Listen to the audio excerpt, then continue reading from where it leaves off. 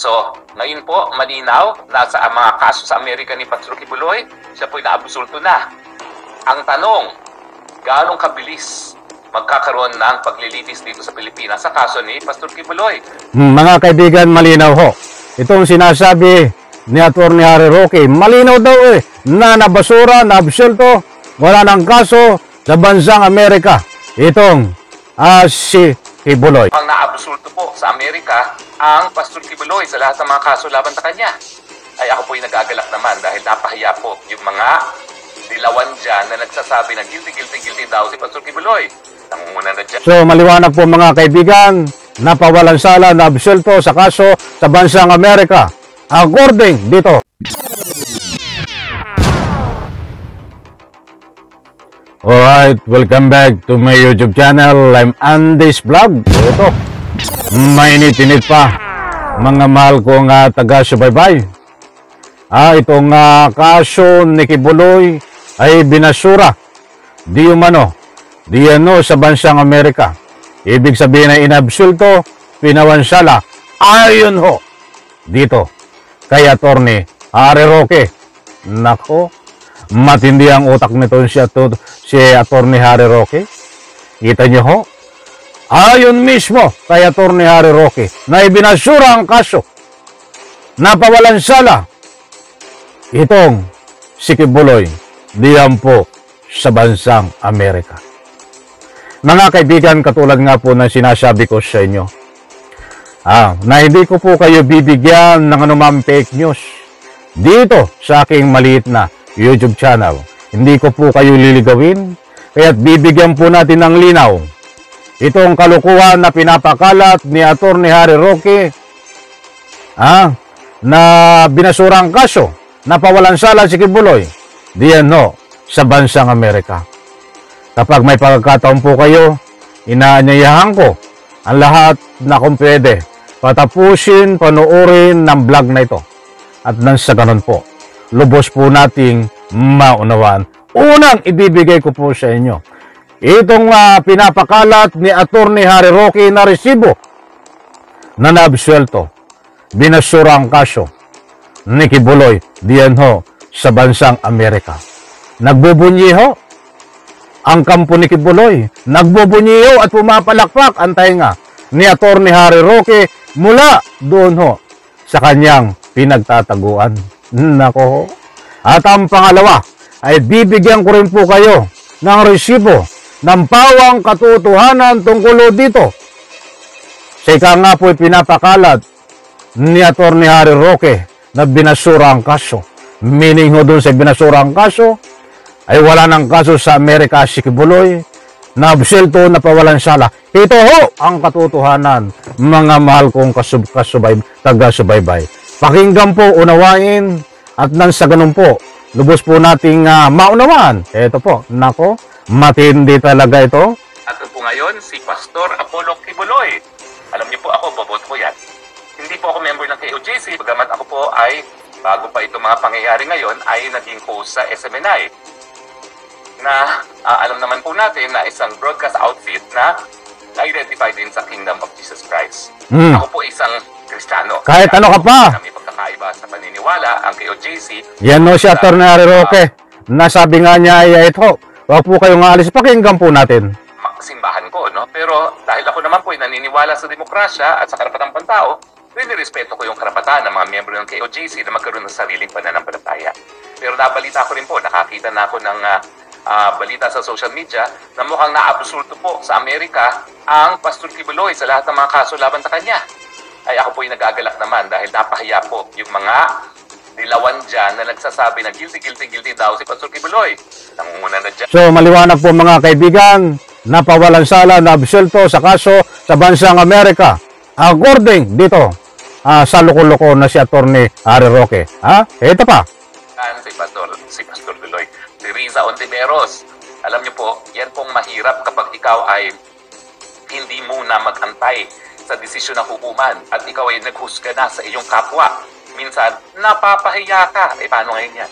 Pinangangalandakan nila yung mga kaso laban kay Pastor Kibuloy. Pero kung totoo itong mga lumalabas na balita ngayon, mukhang napasura na itong mga kaso laban kay Pastor Kibuloy. At Nabasura daw talaga, ayon po dito kay Atty. Harry Roque, ang kaso ni Kibuloy sa bansang Amerika. Ito pa. ito naman po yung sinabi ko, naalala nyo ha, sa mas earlier broadcast ko, sinabi ko na kung malakas talaga ang ebidensya, matagal nang pinadeport ng mga Amerikano si Pastor Kibuloy.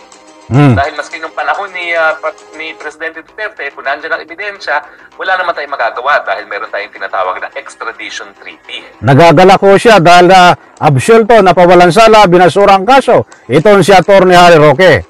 At kailangan masunod yung provision ng extradition treaty.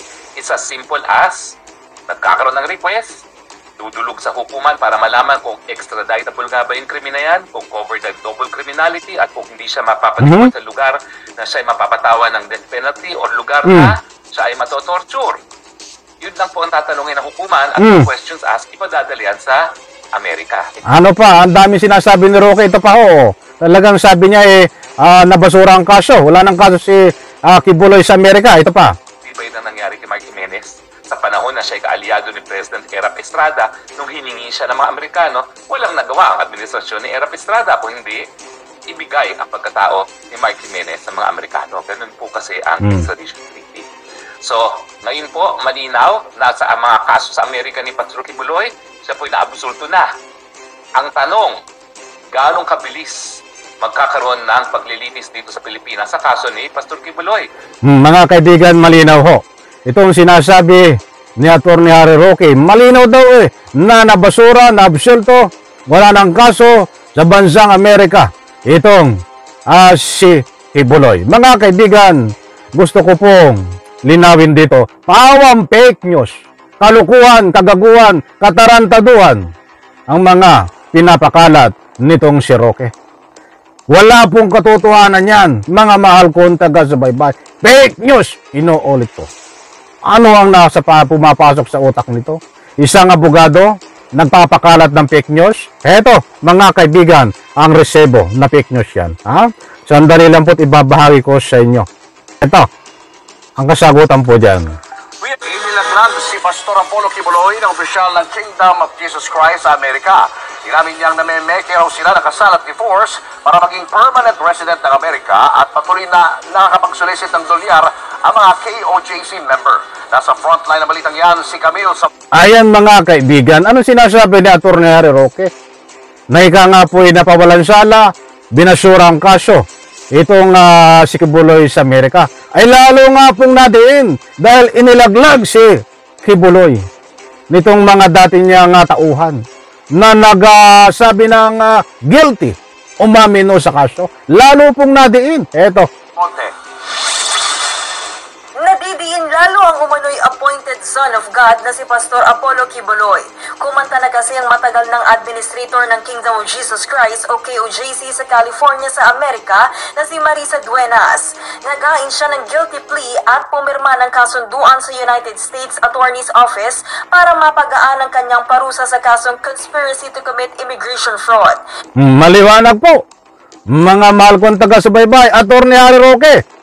Anong nangyayari sa utak mo? Isa kang abogado, nagpapakalat ka ng anumang fake news. Marami na rin na mga vlogger nito na nakapagtanggol ni Kibuloy ang nagpakalat nito.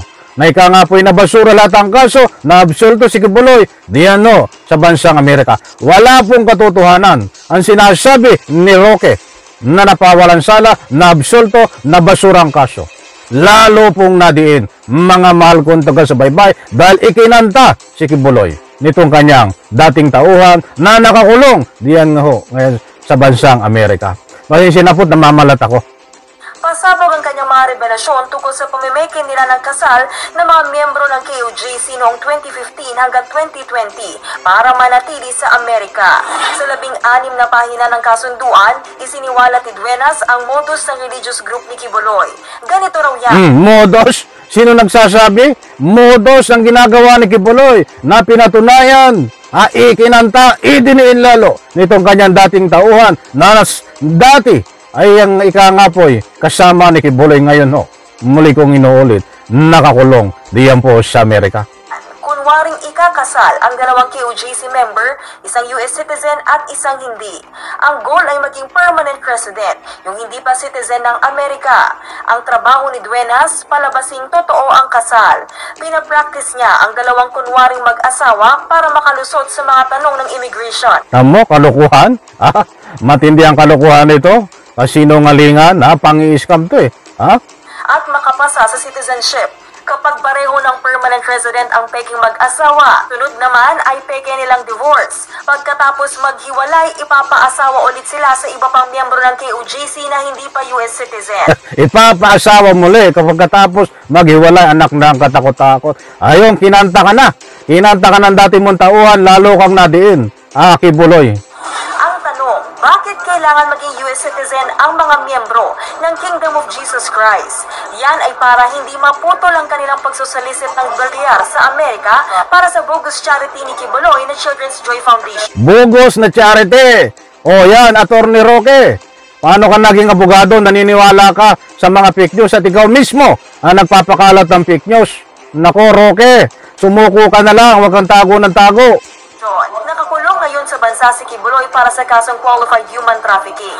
Ayon kay Senator Risa Hontiveros sa chairperson ng komiting nagsiwalat ng pang-aabuso umano ni Kibuloy, hihilingin nilang mapaharap sa pagdinig ng Senado ang pastor sa October 23. Abangan po natin yan, October 23. Mag-aarap po si Risa Hontiveros at siyempre ito nga si Kibuloy at siyempre diyan po sa Senado. At titingnan po natin ang tunay na itsura ni Kibuloy sapagkat pag lumalabas ito ay nakatakip ang mukha Dapat pagharap niya ho diyan sa Senado, kailangan ay wala na po itong mask. Sa loob at labas ng bansa, palapit na ng palapit ang araw ng pagkamit ng hustisya para sa mga biktima ng krimen ni Apollo Kibuloy. Ayon naman sa Department of Justice, maaaring gamitin ng ating prosecutor ang plea agreement ni Duenas para mapatibay ang kaso laban kay Kibuloy. Mga kasong conspiracy to engage in sex trafficking. Patong-patong na kaso sa Amerika. Mantakin mo, papakalat ng fake news itong si Roque na basura lahat. Diyos ko po, Rode Santissima. Malakas ang tama mo, Roque. By force, fraud and coercion, and sex trafficking of children at bulk cash smuggling ang hinaharap ni Kibuloy sa Amerika. Habang dito sa Pilipinas, naghain siya ng kandidatura sa pagkasenador. At itong pag-file ni Pastor Apollo Kibuloy bilang senador ay sa tingin ko ng DOJ ay isa yung parang challenge sa ating gobyerno at sa gobyerno ng USA na mag-file na ng extradition. Nagbabalita Abangan po natin ito kung kailan ma-extradite, kung kailan ipapadala doon ho sa ika nga po Amerika, yung tinatawag na extradition treaty sapagkat karapatan din po ng bansang Amerika na kunin ito dahil patong-patong na kaso. Mga mahal kong taga-subaybay, ang ika nga po kinakaharap nito diyan sa bansang Amerika. So maliwanag ho, mga mahal kong taga-subaybay, hindi po totoo, hindi po tunay ang lahat ng pinapakalat ni Attorney Harry Roque na nabasura, napawalan sala, wala ng kaso sa bansang Amerika. Ito nga si Kibuloy, yan po ay pawang fake news. Wag na wag po kayong maniwala. Marami na po nagpakalat ito. Social media, kahit ang mga vlogger ho na tagapagtanggol ni Kibuloy, mga mahal kong taga-subaybay. Muli po, maraming salamat. Pagpalain po tayo lahat. Isang like ko sa video na ito. Diyan sa comment section and reaction dito po sa ating tinalakay. Huwag po kayong matakot. May kalayaan po kayong magbigay ng anumang public opinion. Bye-bye, palapakan.